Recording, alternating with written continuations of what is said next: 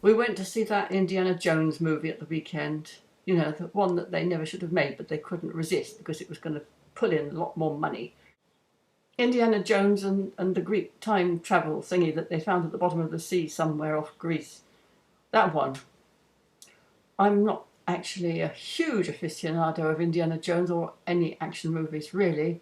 And the reason we went to see this one was because they borrowed a load of books from us, because we're archaeology booksellers, and they needed some antiquarian looking archaeology books for Indiana Jones's study. So we went there to see if we could spot our books.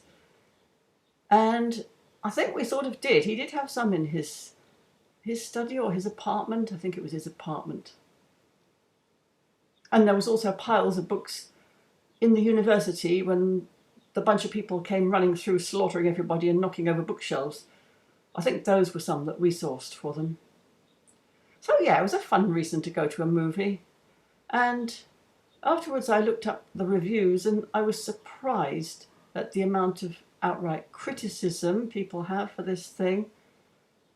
Because as I said, I'm not really an Indiana Jones buff, and although I've seen bits of one or two of his movies, probably because they were on television, I don't relate to this macho, manly, constant chasing and finding treasure type of thing. However, as an example of the genre of manic hodgepodges of ridiculous chase scenes and impossible scenarios and absolute absence of plot, I thought it was pretty much par for the course, and in and of itself it was entertaining, and I particularly enjoyed the tuk-tuk chases. I thought, oh, if you can drive that fast in a tuk-tuk and take corners like that, I want one of them. They must be quite cheap to run as well. But something that struck me pretty forcibly, since I've started thinking about food and what is real food and why are we eating substances that are not real food and destroying our gut microbiomes because we don't understand what we're doing and because we're just following like sheep whatever the advertisers sell us, I did notice that the cinema pumps out huge, loud adverts for highly processed food. And it's like, oh, they've got a place in the hall where you can buy this stuff, and how can you avoid it? Everyone around you sitting there munching and crackling away, and it's obscene, really. Oh, an ant on me. I've come to realise that it's true what people are saying. Ultra-processed food is probably behind all our illnesses and ailments, and, you know, the fact that nearly everybody seems to get cancer nowadays, and I'm sure they never used to 100 years ago. It wasn't a thing. And obesity and heart disease. All these epidemics of malaises that have plagued us have happened since the invention of ultra-processed food. Putting chemicals in food to give it a longer shelf life or to give it a better texture.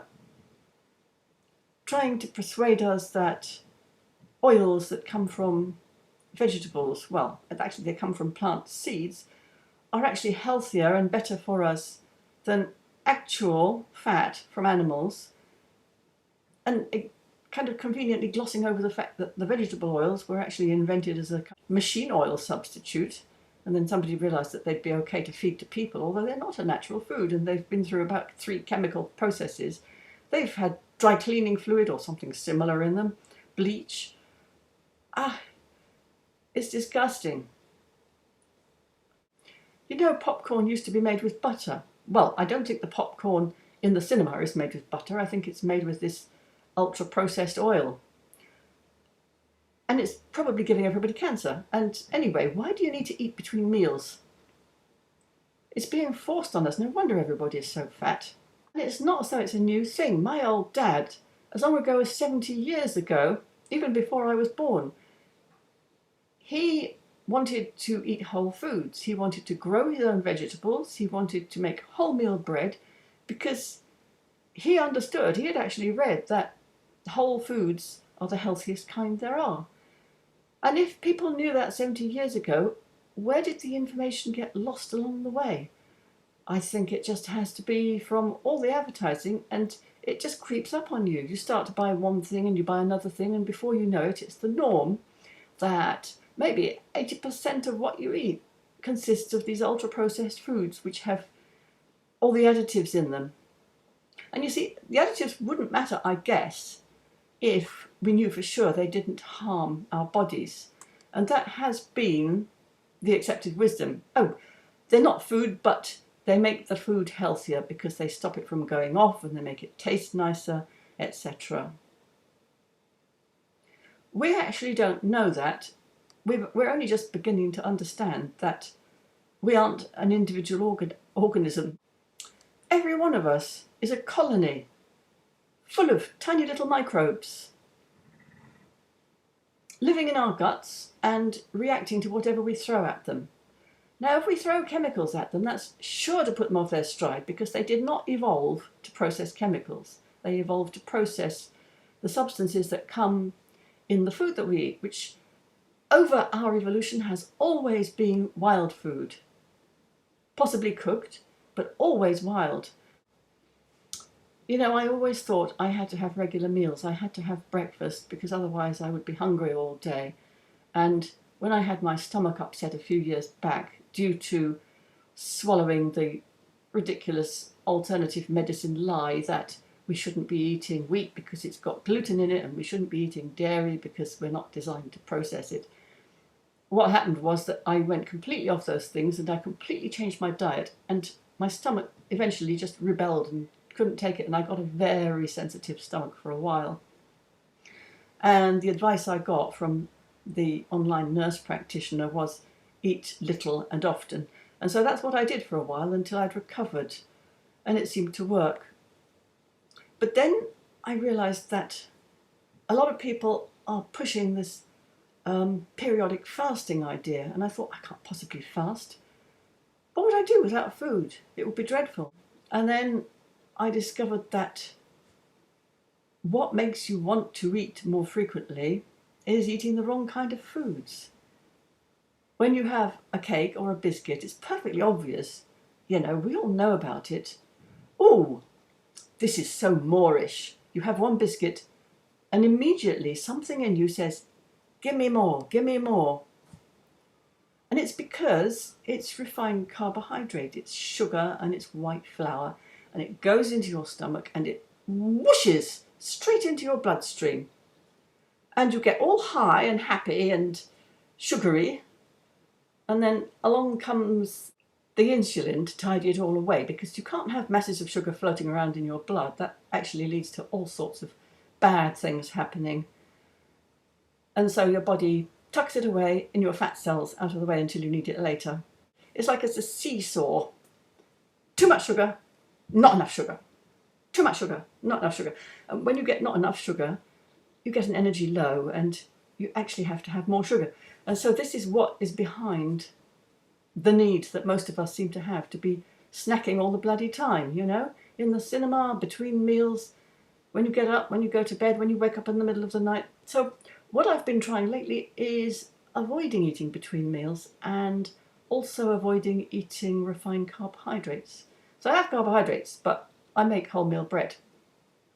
I use wholemeal flour to make pastry as well. It's not obviously as toothsome as white flour pastry, but then why should it be? Food isn't meant to make us want more, it's meant to nourish us in a balanced way.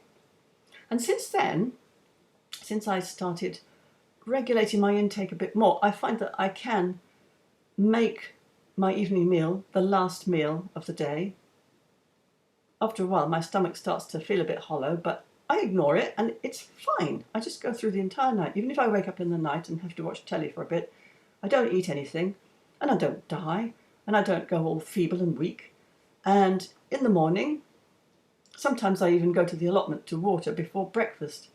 And I have the energy to do it. So clearly my belief before was incomplete. It was based on incomplete evidence. I was thinking you have to eat a lot, only because I was eating the wrong kind of things. And I'm looking at all those people in the cinema and thinking they've been captured. How can we stop this treadmill of eating and getting an energy low and eating more? I would just love for information about gut microbiomes to become more widely available. And I would love to spread this kind of information. The only problem is that, as hubby tells me, I have a rather unfortunate schoolmarmish manner.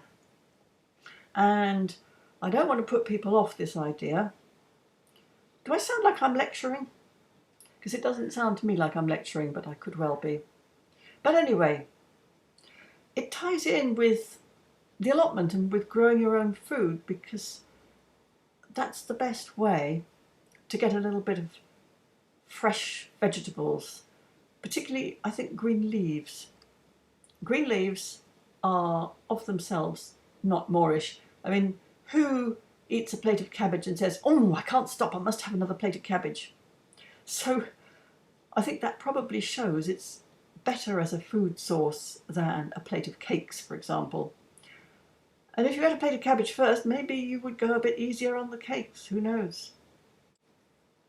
So I don't really know if me wittering on is making any difference to anybody, but I've got nothing better to do with myself than to spout all this stuff at you.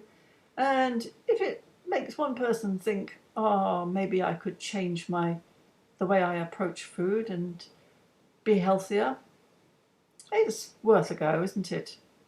And I'll do my best not to be like a schoolmarm. See you later.